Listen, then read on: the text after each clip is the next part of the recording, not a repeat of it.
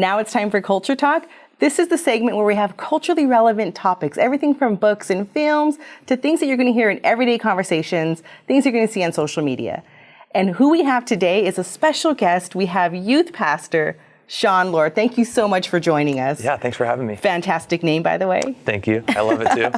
Well, something that I found out recently, because we do ministry together and we get to work with youth and it's awesome.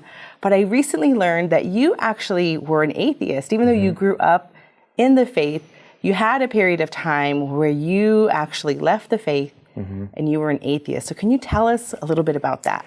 Yeah, I grew up in a home with a mom that loved Jesus, and she wanted me to go to church every Sunday. And when I got into junior high, I went to youth group. And it was when I got into high school that the climate in my home started really changing. There was some addiction in my family, and I kind of got angry. And by the time I was a junior in high school, I'd say that there was a shift in my life where I no longer saw myself as a Christian. Started to have a lot of questions about my faith, things that didn't make sense to me. But most of it kind of boiled down to that change of climate and this anger that I was starting to feel. And all that anger I kind of started projecting towards God because I saw my mom as someone who loved Jesus, who wanted to follow him, and she was being hurt. And almost seemed like she was being hurt even though she was a Christian. And that really made me upset. And I didn't understand why God would allow that to happen. So was there like a pivotal moment for you where it just kind of shut off?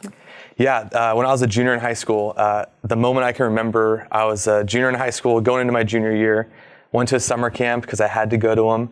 And my mom had told my youth pastor, he has a lot of questions. If you could just fix him, right? If you could just answer those questions and try to help him. And so my youth pastor, his name's Bill, incredible guy, sat down with me, lovingly just gave me an hour and a half of his time in the malt shop at this camp.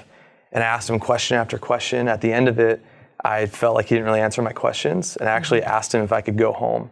And that was the kind of moment going home. My mom came up early to pick me up, where I was like, wow, I'm an atheist. Like, I don't believe this stuff anymore. So what brought you back to your faith? Yeah, I think for me, when I got into college, I started taking psychology classes and philosophy classes, and the psychology really all of a sudden had me look inward for the first time and to really evaluate some of the anger that I was feeling, some of the frustration that I was feeling. And then philosophy really taught me to kind of think critically about that. And then through studying those things, it actually drew me further away from God because I started asking more questions and even starting to get deeper. But then there was a couple people that God put in my life. One of them was a Christian who's a philosophy professor. And he started to really speak truth at a level that I'd never really been before. And it started to really answer questions at a deeper level that I'd really ever thought about before. And that's when I finally started seeing the truth of Jesus. Even through pursuing philosophy, I started to understand more and more of who Jesus was. So that's great. So then I think just hearing about your journey, it's so inspiring. But there's going to be moms out there, friends, who are watching their friends or their loved ones step away from the faith. So what would be some tips that you can give to them to really help reach those who are far from God?